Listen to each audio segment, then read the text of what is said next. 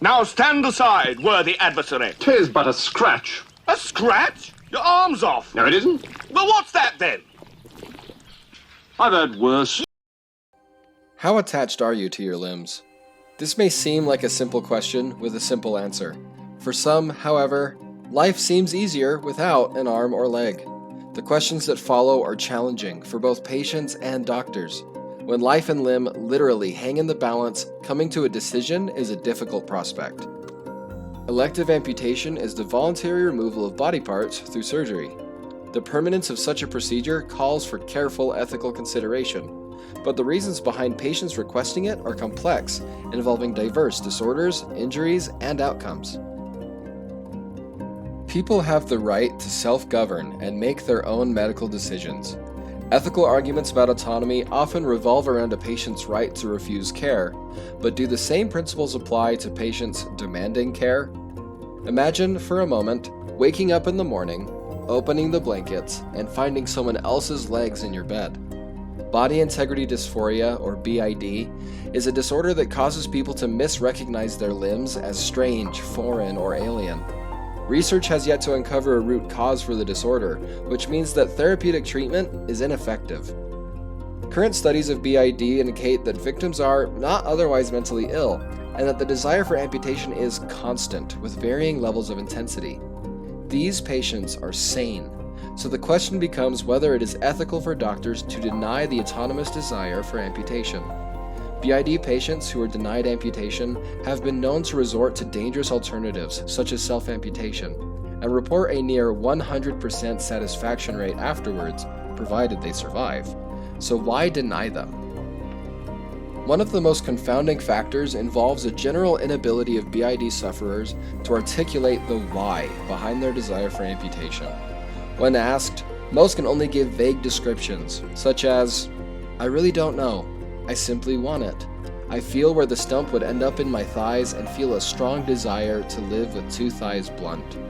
Or, "I just feel like my left leg is too much, that it shouldn't be there, just a stump instead.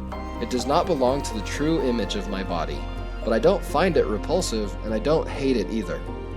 When faced with such vague reassurance, it's easy to see why doctors are so reticent. Non-maleficence is the reason physicians take an oath to do no harm. Doctors are, after all, entrusted with a great deal of power. They might not have superpowers, but Uncle Ben wasn't wrong. Remember, with great power comes great responsibility. Closely related is the principle of beneficence, stating that doctors are expected to act in the best interest of patients, to maximize the good. At first glance, amputation violates both of these principles, but this isn't always the case. Consider this case study.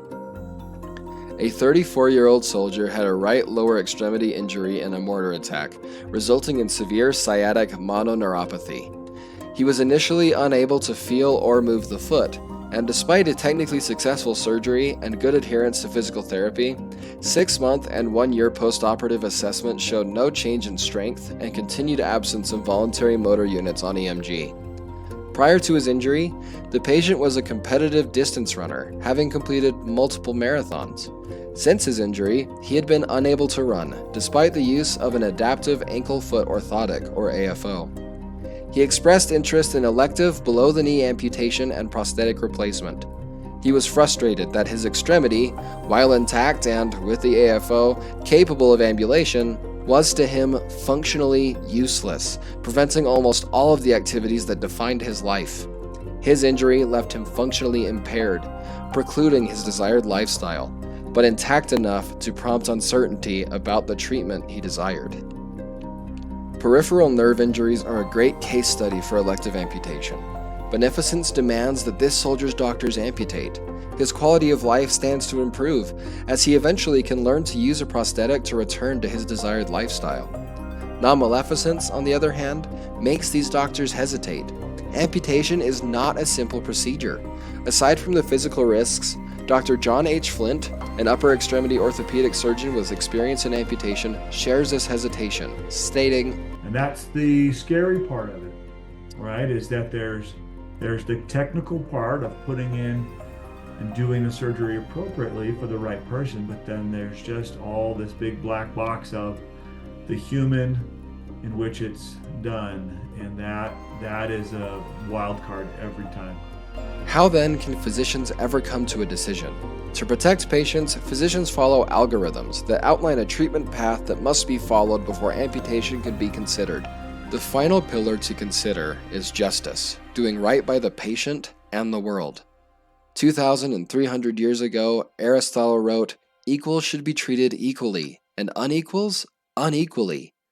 In speaking about amputation, we must also consider what comes after, prosthetic replacement. Prosthetic technology has improved rapidly in recent years, so how does the conversation around elective amputation change as these technologies continue to advance? Yeah, I think it broadens the application for amputation, or again, a wider, higher percentage of patients that request amputation or need amputation become verifiable candidates. Is this true for everyone? What if you live under the poverty line? What if the latest and greatest isn't covered by your insurance?